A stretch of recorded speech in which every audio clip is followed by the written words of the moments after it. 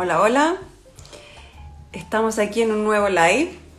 Cambiamos el spot porque tengo vecinos carreteros. Jimé escucha, o sea, Fran escucha. Así que por un tema de ruido nos metimos dentro de la casa. Espero que no se me vengan a meter los niños. Ya deberían estar durmiendo, pero uno nunca sabe. Vamos a esperar a la José Abud, que es nuestra invitada. Hola a todos los que van llegando. Hola. A Benítez F. Hola. Hola Maca. Vamos a esperar aquí a la José. Ya por mientras termino de buscar algunas cosas. Denme un segundo.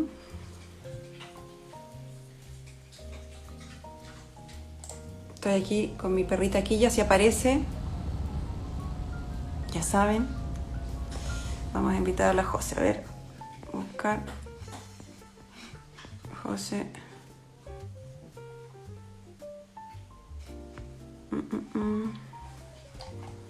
No me aparece la José todavía. Ahí está. Ahí está. Excelente. Oye, ha sido un día largo hoy día. Partimos volanteando en la mañana. Hola, José. Hola, Cata, ¿cómo estás? Bien, ¿y tú? Bien, también. Qué bueno, me alegro. Estaba aquí rellenando mientras llegabas. Muy bien. Es mi primer live, así que ¡Ay, qué buena! Bueno, sí. el mío es como el sexto ya, pero no había hecho antes, pero es entretenido. Son como conversaciones en tiempos pandémicos, nada que hacer.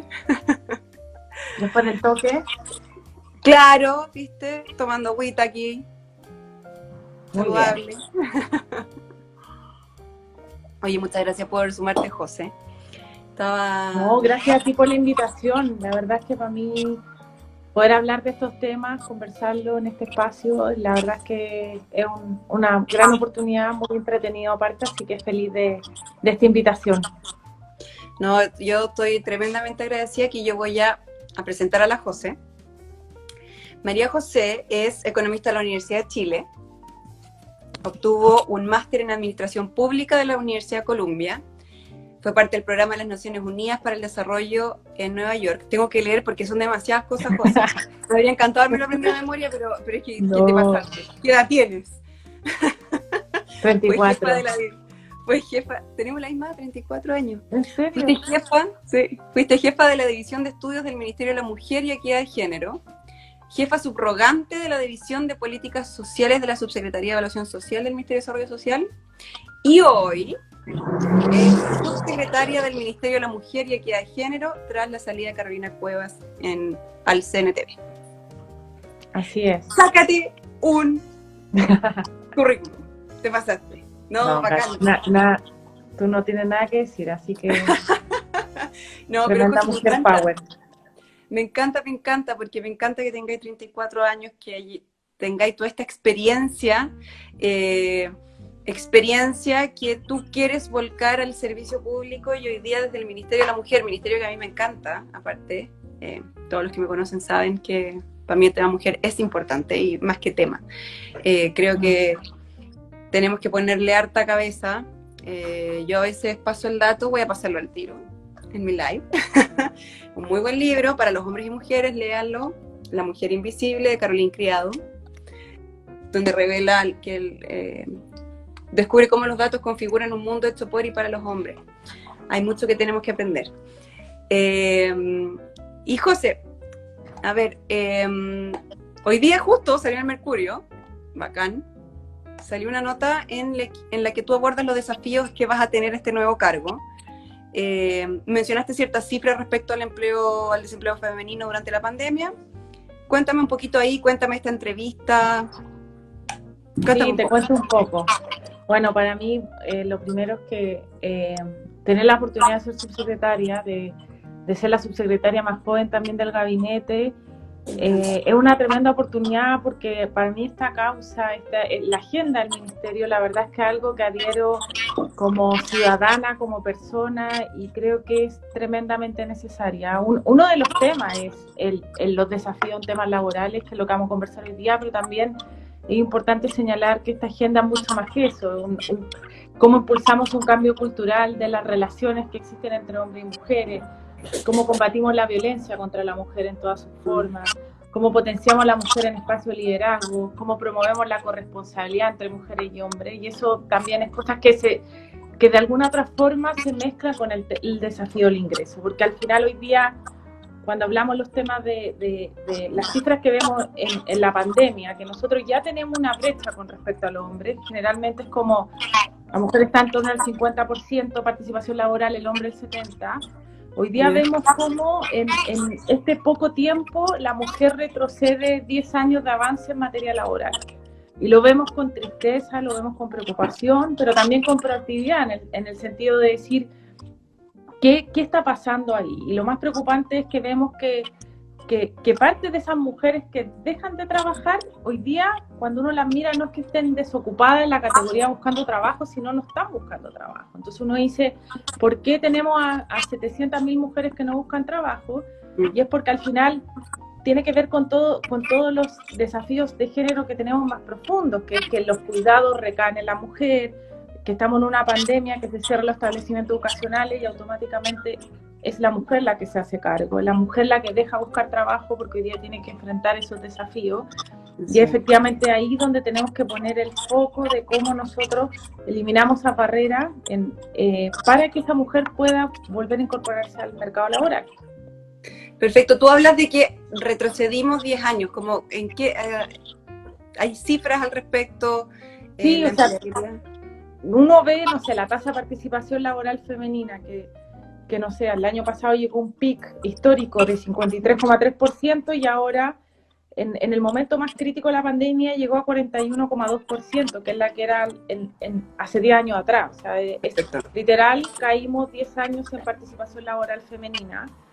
Y uno mira la caída del hombre en participación laboral en la crisis, no es tan fuerte. Al final ahí uno ve que el tema de los cuidados, sobre todo en pandemia, que todas las que somos madres saben lo que ha significado, hacer más malabarismos que antes, en el sentido que se cierran los colegios, se cierran los jardines, se cierran las escuelas y hay que aperrar y ahí uno ve el tema cultural, que es muy fuerte, que al final es la mujer la que termina haciéndose cargo de esa tarea.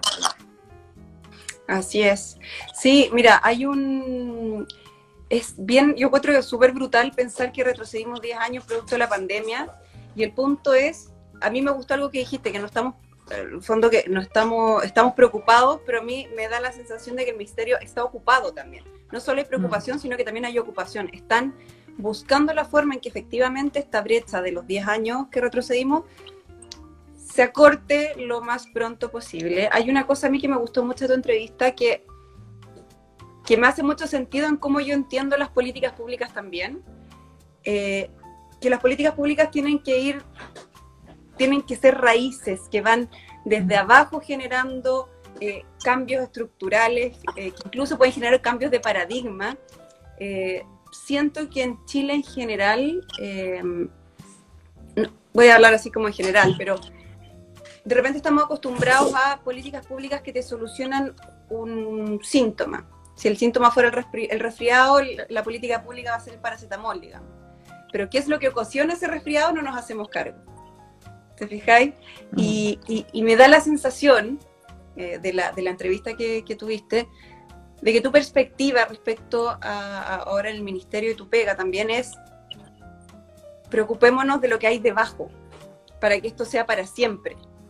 No me acuerdo la frase que dices, pero la estaba buscando aquí, pero no tal cual. Es que al final, sí, o sea, yo creo que en la crisis y en las distintas etapas ha habido respuesta gubernamental que busca, según los distintos estados que hemos estado de la pandemia también, el momento que había cuarentena total, el foco, y todavía sigue siendo, era entrega monetaria directa, y uno ve que el IFE, el bono COVID, son beneficios que hoy día van a la mujer mayoritariamente, porque uno ve de hoy día una realidad es que los hogares liderados por mujeres en Chile son hogares monoparentales, es decir, están liderados solo por una mujer, y te cierran los establecimientos educacionales y con esas mujeres lo primero que pasa es que tú no tienes con quién dejar a tu hijo, y ahí no hay una decisión, ahí hay una obligación y no hay espacio y en esa etapa es fundamental la entrega monetaria directa. Ahora estamos en una etapa de reactivación, estamos con los subsidios al empleo, los cuales tienen un enfoque de género en el sentido que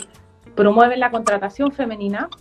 Eso es muy pero importante. claro, al final del día, y algo que es un diagnóstico que tenemos es que si tú no atacas el problema de fondo, como tú dices, que al final es el problema de fondo permanente, no transitorio, que es la crisis COVID, cierre, restablecimiento, no vamos a lograr los cambios profundos. Y al final el problema de fondo es efectivamente cómo cambiamos el rol que se le asigna a la mujer, cómo nos hacemos cargo en su conjunto de la corresponsabilidad, de que al final del día es que las labores del hogar, del cuidado, no recaen solamente en la mujer. Y no deben recaer solamente en la mujer. Y ese es al final que el Estado puede hacer mucho, pero necesita la sociedad en su conjunto, por decirlo así. Y esta agenda no es de mujeres, sino de mujeres y hombres, como siempre yo digo, que al final tiene que ir ese cambio raíz, porque al final nosotros, no sé, por ejemplo, el tema del postnatal parental, que pocos saben, sí, pero uno puede traspasarle al hombre la última semana del postnatal, y uno ve que el 0,2% del hombre se lo toma. Entonces eso te dice que ya tienes una política pública, pero no tienes una cultura y no tienes una sociedad, no tienes un empleador que respete y que considere importante el promover ese compartir los roles al final del día. Sí, ahí me tocáis un punto así, pero súper sensible y que me gusta mucho. ¿Por qué? Porque yo este año, bueno, yo estoy haciendo un magíster en políticas públicas y este año empiezo la tesis, ya entregué como el proyecto de tesis y es revisar la ley de postnatal parental, ¿cachai? Porque hay varias críticas que se le hacen y a mí me gustaría presentar un proyecto que estudiara como la arista económica que tiene efectivamente tener un postnatal parental y eventualmente quizás algún día extenderlo hasta un año, y cómo se compensa esto, por ejemplo, con las licencias que muchas veces se toman médicas por enfermedad de niño menor de un año, por ejemplo, cuando tú permites que los papás estén acompañando a ese niño. En fin, siento que cuando pensamos una ley o una política pública necesitamos evaluarla. Creo que llegó el momento de evaluar esta, por eso lo voy a hacer en mi tesis, así que les digo cómo me van a hacer. Haremos otro live para comentar la tesis y los resultados. Claro, mi actividad final de grado, pero es un temazo, porque también pasa que las mujeres ganamos menos que los hombres en general. Entonces también los topes son distintos y muchos hombres prefieren no tomárselo porque el ingreso familiar también baja mucho. Entonces ahí hay harto que revisar y feliz de hacerlo después en un live contigo también. Hay algo que tú tocas, que es el tema de las familias monoparentales, que es un temazo que siento que está súper oculto. Oculto no porque de vergüenza, no, para nada. Siento como que no se le ha tomado el peso efectivamente a lo que son las familias monoparentales y cómo tenemos el deber de, como sociedad, porque vivimos en comunidad, de facilitar también para las familias monoparentales, que mayoritariamente son mujeres quienes mantienen esta familia, y cómo pensamos políticas públicas también para ellas. Me pasa, por ejemplo, estaba pensando lo que pasó, y estoy yéndome para otro lado, cuando salió el tema de las pensiones de alimento, por ejemplo, que creo que los datos que sacó el Poder Judicial decían, no me acuerdo bien la cifra, pero eran como un 80%, había como deuda con 80% de pensiones de alimento. ¿Cachai? Son mujeres que están manteniendo a sus hijos, que tienen que darle comida, alimento, educación, amor, etcétera, etcétera, etcétera, que se meten en un sistema judicial que resulta ser una traba y no pueden exigir algo que es para sus hijos. ¿Cachai? Y siento que tener políticas públicas que piensan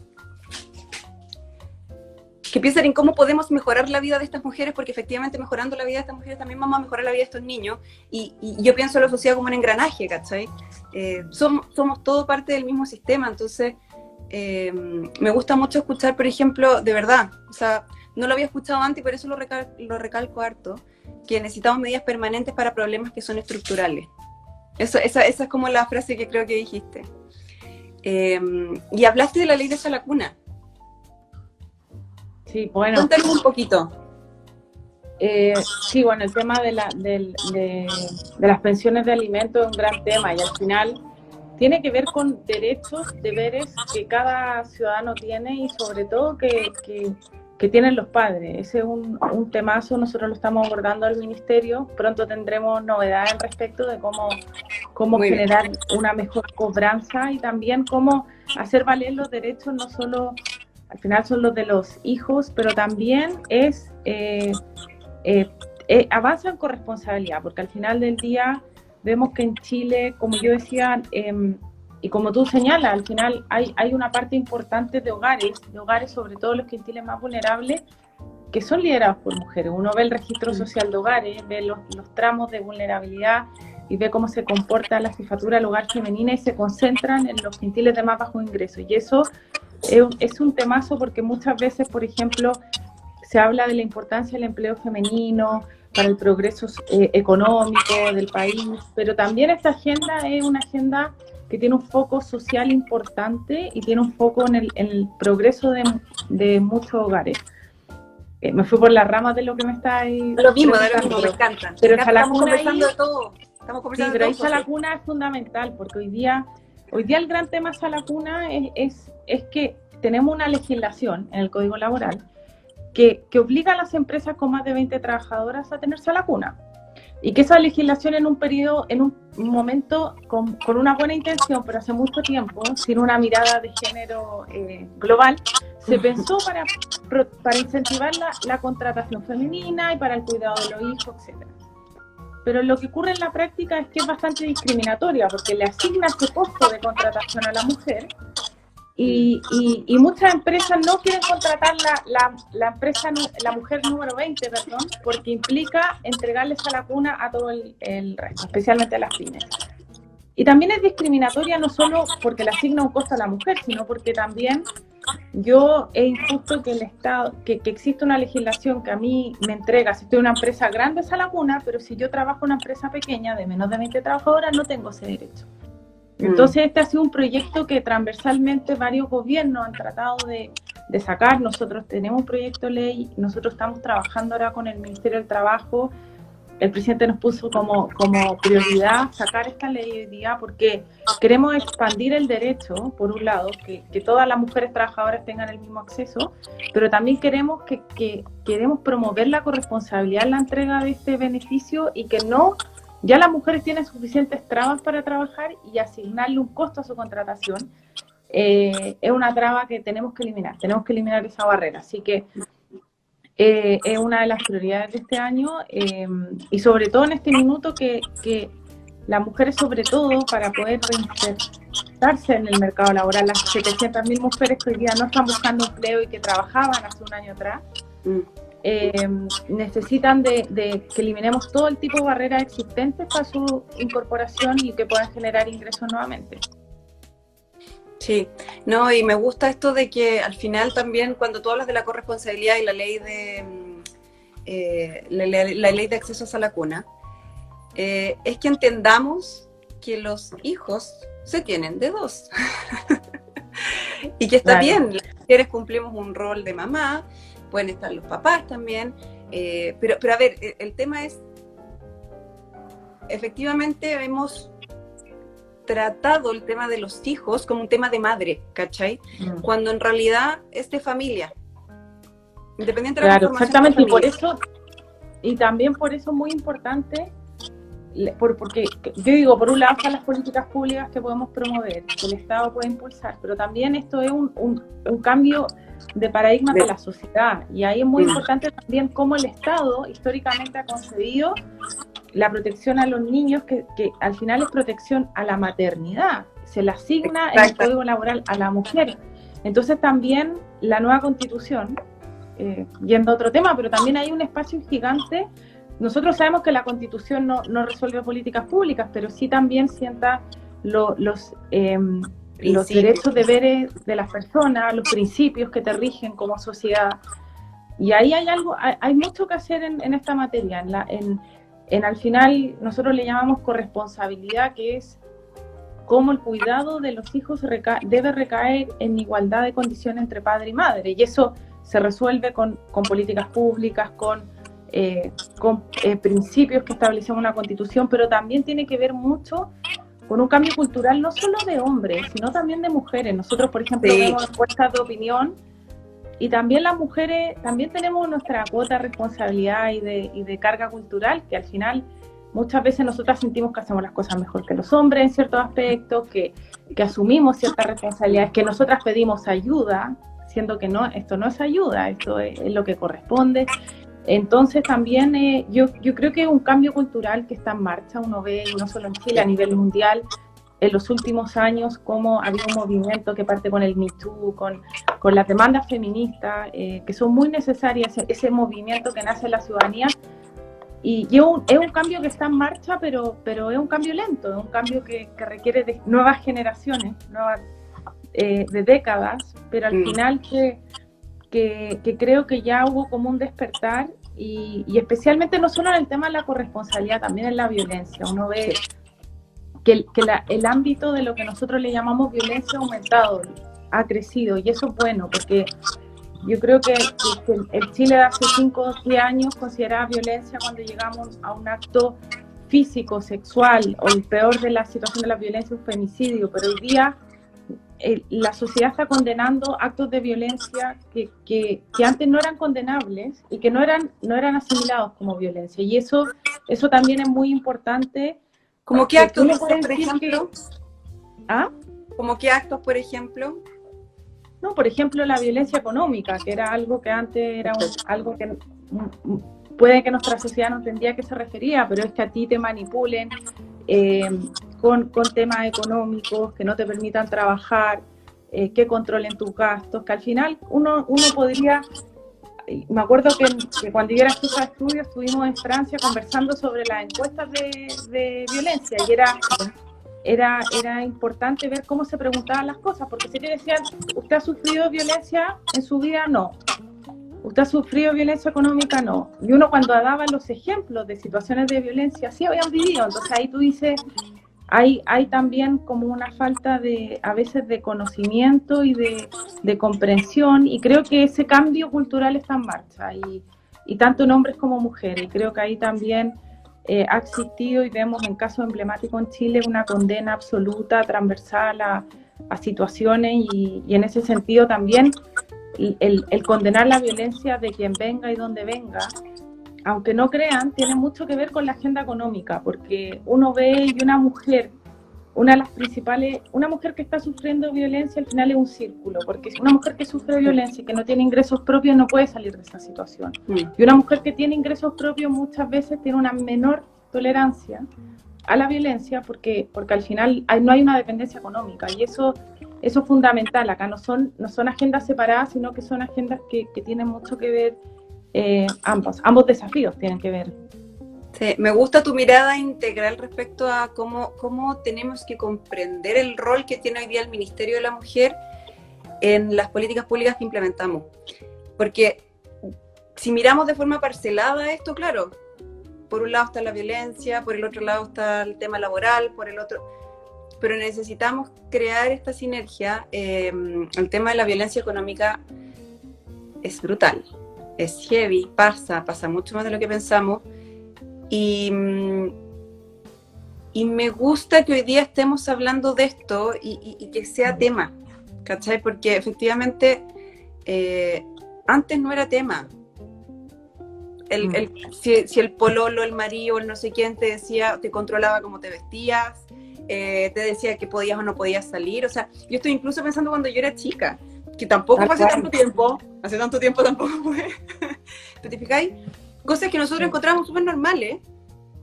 No, y uno lo naturaliza con el tiempo. Al final es importante, y también sobre todo las nuevas generaciones, que es esa condena y esa también información y conocimiento de qué es violencia, qué no es violencia, y cómo uno lidiar frente a eso. Yo creo que si uno pregunta, ya en nuestra generación es distinto, pero al final uno ve las encuestas que también mienten en el sentido que se habla solamente de violencias específicas, pero en la medida que uno va poniendo ejemplos y va ampliando el concepto, yo creo que no hay ninguna mujer en Chile que no ha sido víctima de algún tipo de violencia en su vida.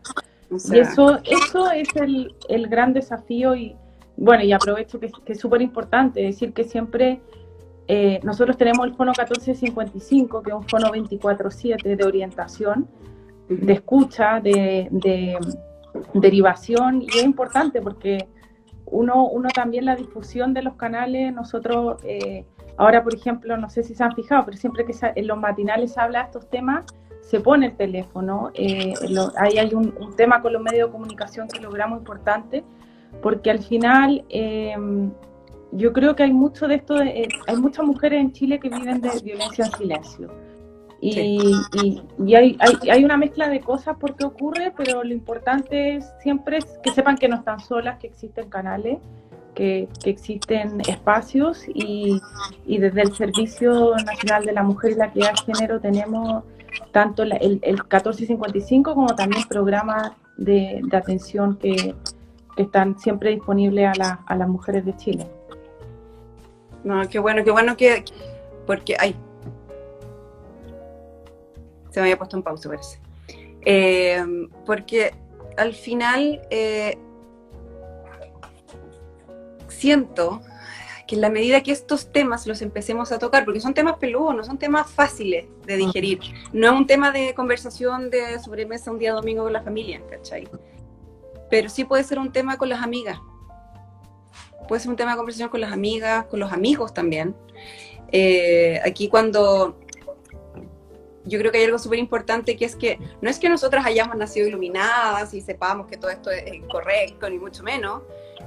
Probablemente, si yo reviso para atrás mi historial de vida, de conversaciones, era súper machista también.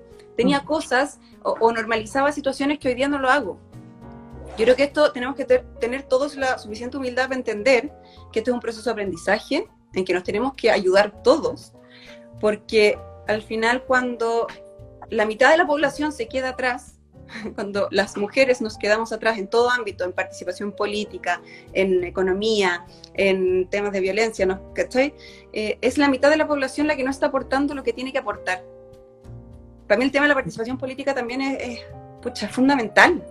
Es fundamental, porque en el fondo nosotras, bueno, hay varios estudios, Esther Duflo, yo la adoro, yo creo que tú por supuesto que la conoces, gran economista,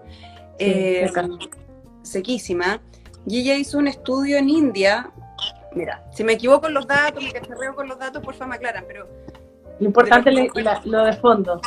Sí, es que de repente me puedo equivocar los datos y prefiero que me corrijan. Es que en el fondo decía que pasaba en India que cuando una mujer decía un discurso político y después un hombre decía el mismo discurso político, le creían al hombre y no a la mujer.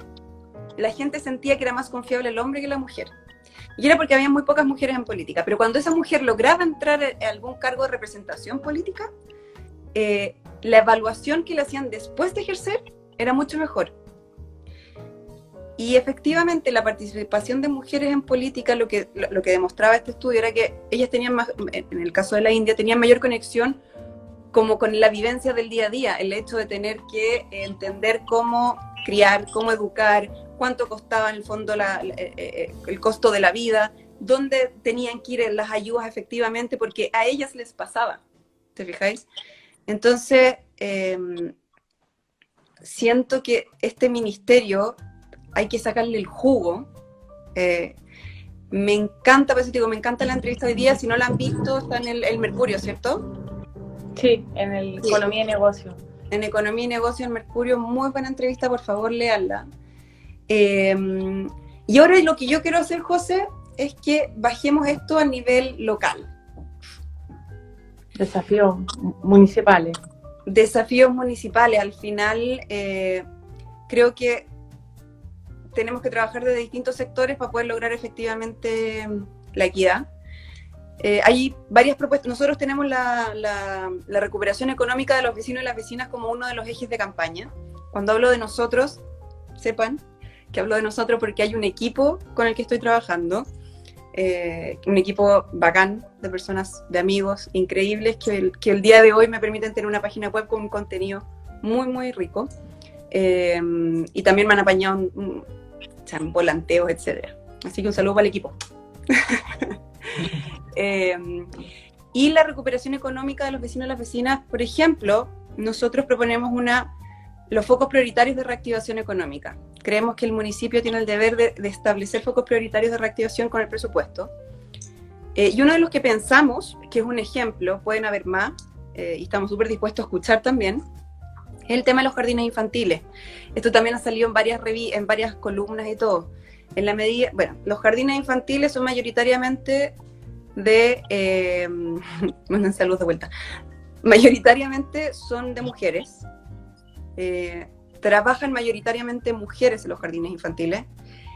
Y cuando un jardín infantil cierra, o cuando no tenemos la posibilidad de mandar un niño al jardín infantil, las mujeres somos las que nos quedamos finalmente a cargo de los niños en la casa. Y quizás también por eso puede ser 700.000 mujeres que no están pensando volver a trabajar. Porque está el COVID de por medio, que también es un tema que hay que solucionar en el fondo, que va a ir avanzando, pero también porque tenemos este tema de que ¿qué hacemos con nuestros niños? ¿Te fijáis? Queremos trabajar las mamás, pero también tenemos que preocuparnos por la salud y el bienestar de nuestros hijos. Entonces, creo que pensar en focos prioritarios de reactivación nos hace bien. No sé si a ti desde el ministerio se te ocurre alguna idea que podríamos implementar desde los municipios, o cómo lo ves tú. ¿Crees que es un desafío que se puede hacer? Mire, yo creo que es un tremendo desafío, y también a nivel local hay grandes oportunidades de hacer implementaciones, sobre todo en el contexto pandémico que estamos, en que los desafíos de empleabilidad femenina son mayores. Yo creo que, yo separo en distintos niveles. Creo que por un lado, también dentro de la misma municipalidad, en la organización, hay oportunidades de empleo importantes, y también ahí hay una agenda de género que se puede desarrollar en el sentido de generar la conciliación, generar cuotas dentro de una misma municipalidad de número de mujeres. Estoy hablando más como la administración, la organización de una municipalidad, que creo que sí. Y parte importante de nuestra agenda también es el rol que cumplen las instituciones, organizaciones en incorporar esta agenda dentro de su administración, por decirlo así. Al final, si nosotros queremos avanzar en estos temas, también las municipalidades, el Estado a nivel central, las empresas tienen que dar el ejemplo de tener políticas que permitan flexibilidad laboral, que promuevan la contratación femenina, también el desarrollo de carreras mujeres. Y ahí yo creo que uno se puede poner importantes metas, y también puede armar una agenda importante necesaria ahí. En el término de empleo, también creo que en la misma línea, para algunos labores municipales, establecer cuotas, por ejemplo, contratación femenina es importante. No tengo idea, la mantención de parques, de jardines, recolección de basuras. Creo que son señales de cambio cultural, y yo creo que las cuotas son importantes, o establecerse metas transitoriamente para generar cambios y mover la aguja en estos temas. Así que yo creo que por ahí también se pueden hacer cosas, y también creo que a nivel local se pueden hacer distintas iniciativas que nosotros le hemos impulsado desde el ministerio. Por ejemplo, generar ferias de emprendedoras, generar talleres para las emprendedoras. Creo que hoy día también hay un espacio gigante en esta situación de que entras y los colegios no vuelven, de que muchas mujeres están optando por una mayor flexibilidad horaria, manejar sus tiempos, y eso, si es que muchas veces un trabajo formal no te lo puede dar, creo que también se puede potenciar a nivel local, generando talleres, pero también mostrando sus productos. Eso funciona mucho. Nosotros hemos hecho en alianza con el sector privado muchas ferias de productos de mujeres, y la verdad es que han sido súper exitosas, y también apoyo en la digitalización de sus emprendimientos. Creo que ahí en el tema emprendimiento hay un foco grande a nivel local, y también nosotros tenemos en el servicio, por ejemplo, el programa 4-7, que es un programa que se imparte a nivel municipal.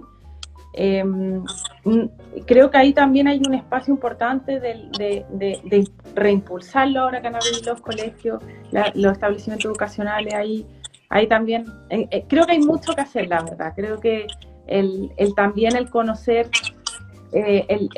a los vecinos, a las necesidades de las comunidades te puede guiar en desarrollar políticas públicas concretas de cómo impulsar el empleo femenino a nivel local. Sí, de hecho, yo creo que algo fundamental, a ver, porque el concejal fiscaliza, el concejal tiene que ayudar a normar, pero para mí el concejal también tiene un rol fundamental que es ser el puente entre el vecino y el municipio. Y en el levantamiento de información, bueno, ahora hemos estado haciendo puerta a puerta, pero sí, como caballo carrera, es impresionante la cantidad de... Pucha, tenía el testimonio de primera mano, ¿te fijáis? Entonces es necesario que los concejales, no solo ahora en la campaña, y esto hago un llamado, si hay algún concejal actual mirando este live, no estoy mirando, pero que sea durante los 4 años, que estén ahí en la calle escuchando, tomémonos en las plazas, instalémonos, que los vecinos sepan quién es su concejal, porque al final los problemas de los barrios y los problemas de los vecinos van saliendo en la medida también que uno va generando conversaciones. Ahí, por ejemplo, también respecto a las políticas públicas que tú comentabas, que me encanta, porque creo que hay mucho que hacer desde el municipio también, estoy súper segura de eso. El tema de las cuotas que a mucha gente no le gusta, mucha gente dice, no, pero cuotas no, porque nosotros las mujeres necesitamos cuotas, porque somos súper capaces y otra cuestión. Sí, yo considero que hay mujeres tremendamente capaces, el problema es que no se les da la oportunidad, punto. No nos sirve de nada tener mujeres capaces si no se les da la oportunidad. Entonces, a mí también me parece una muy buena idea el tema de establecer metas.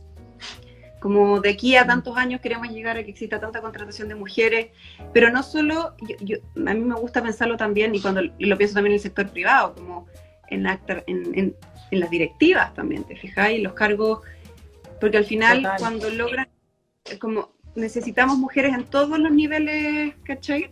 Para que efectivamente se impulsen políticas que permitan que más mujeres entremos a los distintos estamentos, por ponerle algún nombre.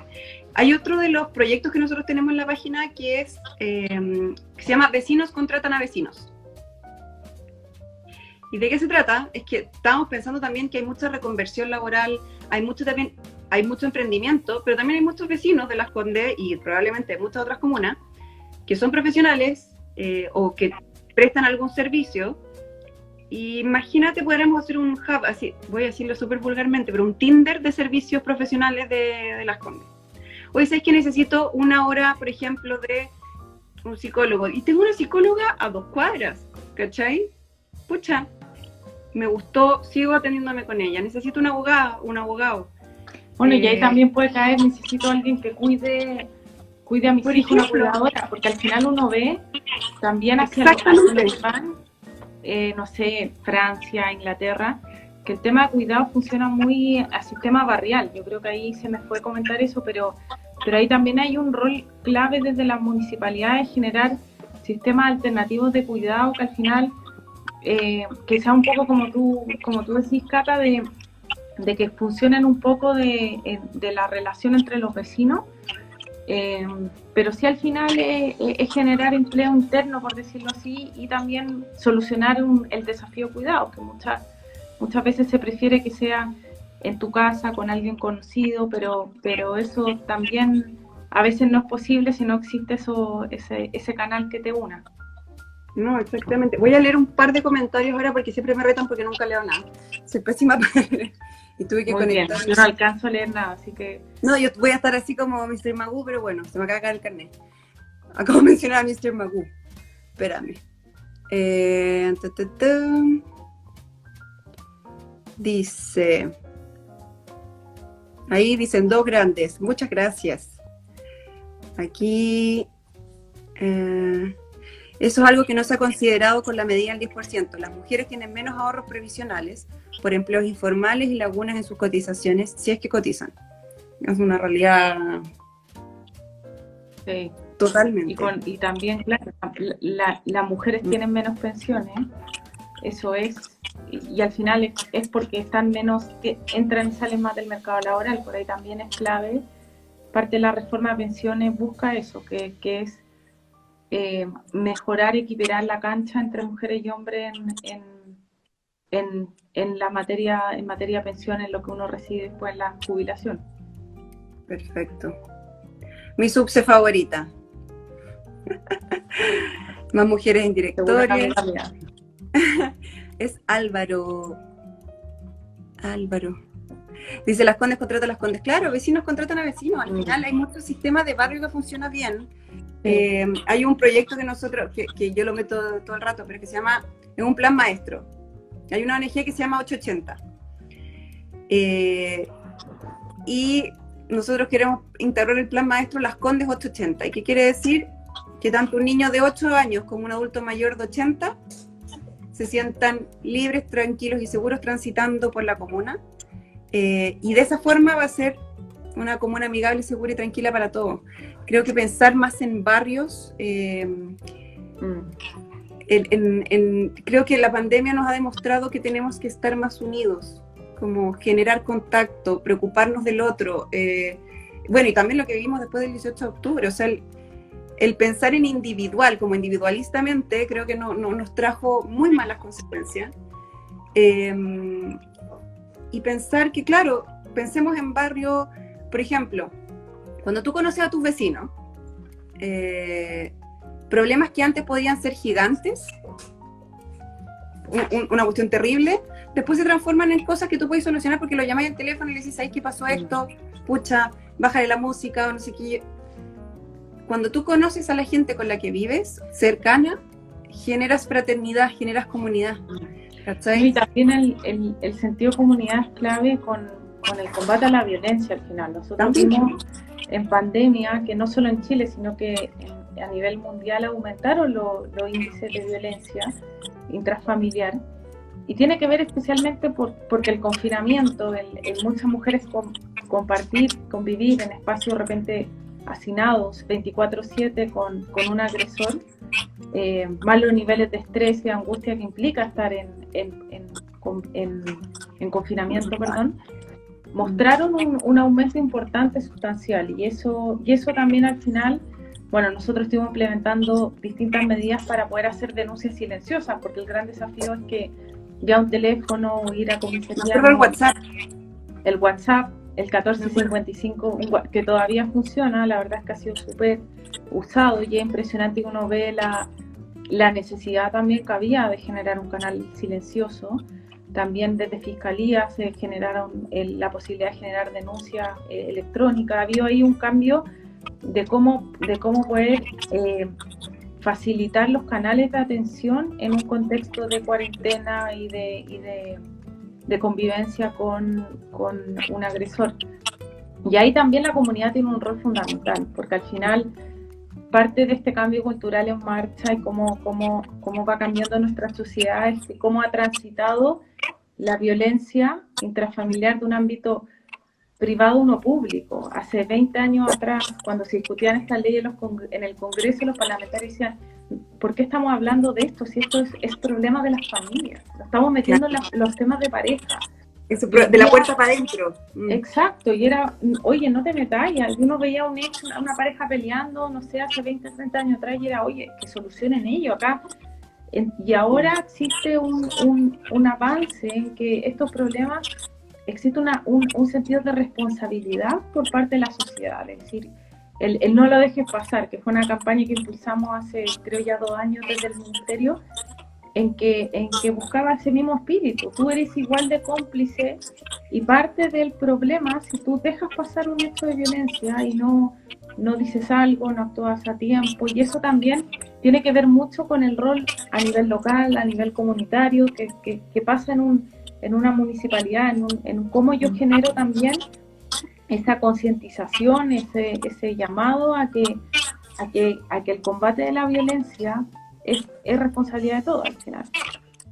Yo creo que es clave acá, conversando contigo, José, darse cuenta que se necesita trabajar desde el ministerio con las municipalidades o desde las municipalidades con el ministerio el tema de violencia, también de empleabilidad, el tema de quizás, se me ocurre ahora, como generar alguna política o programa que impulse como también se está impulsando en el sector privado, hay algunas propuestas ahí de contratación de mujeres, por ejemplo, y se les entrega un sello, etcétera, como están las empresas B, por ejemplo, para otras cosas, pero creo que sería bueno, que nos haría bien que las municipalidades trabajaran por eso, y que el ministerio tuviera también un link más directo, porque al final, ¿qué es lo que pasa?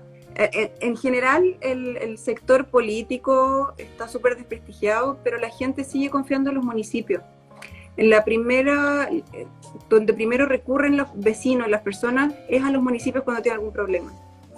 Entonces, como es el primer lugar donde uno recurre, y donde tenía el Estado más cerca al final, es el Estado en su versión más cercana, tiene que tener un espacio precisamente para todas las mujeres que sientan que hayan sido violentadas, algunas mujeres violencia económica, violencia física, pero también que les permita encontrar un sustento económico. Cuando tú no tienes un sustento económico, es muy difícil salir de la violencia, lo que conversábamos recién. Sí, tal cual. Bueno, nosotros tenemos trabajo municipal, la verdad es que también depende harto del equipo municipal que haya, el interés en estos temas y cómo lo impulsan. Hay municipalidades que tenemos una agenda súper activa, porque al final del día, como tú dices, son nuestros amplificadores y son los que llegan a la gente. La verdad es que ahí, por ejemplo, en época pandemia hubo municipalidades que hicimos una agenda bien importante de hacer las campañas a nivel municipal, generar también canales, la difusión de nuestros números, canales de violencia, sistemas de derivación de denuncia. Creo que ahí hay mucho por hacer y efectivamente es un canal necesario y es un espacio importante de trabajo que debe existir, porque al final es la forma de hacer muchas veces la bajada y la llegada directa a las personas. Sí, ponte tú, yo sé que en Las Condes hay hartas iniciativas, pero ponte tú, hay una que estábamos revisando el otro día, que es los botones de pánico en caso de violencia. Pero para tener un botón de pánico tienes que denunciar. Y eso ya puede ser una gran traba. ¿Te fijáis? Porque llegar a denunciar quiere decir que ya estás convencida de que efectivamente, ¿cachai? Y la víctima es víctima, siempre, punto.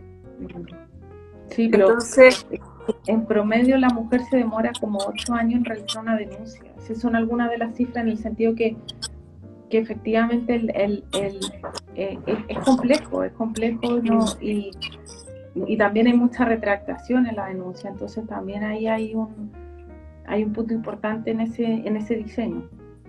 Sí, me gustaría a mí también seguir trabajando esto, también desde la reactivación económica, te decía, porque al final, y la empleabilidad femenina, si tú sabes, o sea, si tú eres víctima de violencia y sabes que puedes, por ejemplo, violencia económica, y tienes un trabajo, puedes salir adelante, tener ese apoyo puede marcar la diferencia, ¿te fijáis? Total. Entonces, nada, pues aquí estamos desde el Consejo Municipal, ojalá el 11 de abril, pensando políticas públicas con enfoque de género para la municipalidad, cómo trabajar conjuntamente también con el Ministerio de la Mujer y Equidad de Género, con el Ministerio de Desarrollo Social. Hay que pensar, aquí a mí me encanta, porque a mí el Chile Crece Contigo me gusta mucho, porque es un programa que agarra distintos ministerios, entonces me gusta pensar ese tipo de ideas. Sí. Mira, acá dicen algo que yo creo que dice: también se debe educar para la no violencia, para que las mujeres no se demoren 8 años. Es que es complejo. Yo creo que la que ha sufrido violencia no es que no quiera denunciar, es que cuesta entender la violencia. O sea, yo fui... Sí, igual hay espacio de trabajo, yo creo que también hay, es parte también del cambio cultural y del conocimiento de los temas, y de cómo también desde los primeros años a uno lo educan y le inculcan qué significa violencia y cuáles son aquellas situaciones que se deben tolerar y no. Y también sí, creo que tiene que ver mucho lo que tú dices, de al final nosotros veíamos que uno de los focos prioritarios de mujeres eran mujeres víctimas de violencia sin ingresos propios, que estimábamos que eran alrededor de 400.000 mujeres, estimamos que son 400.000 mujeres en Chile que al final tú dices qué capacidad hay de salir del círculo de la violencia de hacer una denuncia si tú no tienes una alternativa de generar ingresos muchas veces. Eso es terrible. Coartar la libertad así de las mujeres es un desafío, algo prioritario en nuestra agenda. Qué bueno. Oye, José, muchísimas gracias por este live. Gracias, pasamos por todos los temas, fuimos, volvimos, sí, pero da lo mismo, me encanta. De esto se trata. Muy, La idea muy es que sea una entretenido. conversación. Ah, claro, sí. Dice, por eso hay que educar para que las niñas de hoy sepan que no solo basta el golpe, sino que hay varios tipos de violencia. Absolutamente. Entender Tal que hay cual, distintos sí. tipos de violencia, toda la razón. Sí, eso Sí. estábamos conversando. Y es heavy, ya, ahora después corto, pero yo me acuerdo cuando chica, ponte tú, no sé, pues, el niñito que te gustaba, el que te quiere taporrear.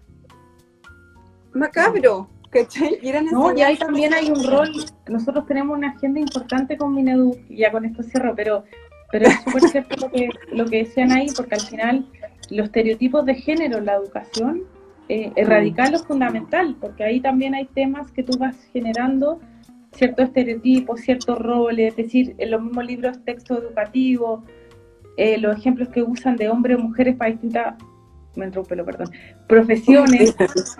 Claro. O también los mismos profesores cuando uno ve, no sé, cierta comunicación a los apoderados, que los adjetivos que usan para niñas y niños son distintos. Él es deportista, él es enérgico, ella es ordenada, y eso son atributos que van resaltando, que te van inculcando como positivos según tus género. Y eso es, puede que uno diga no tiene nada que ver con violencia, pero al final del día sí tiene que ver, porque de a poco te va generando un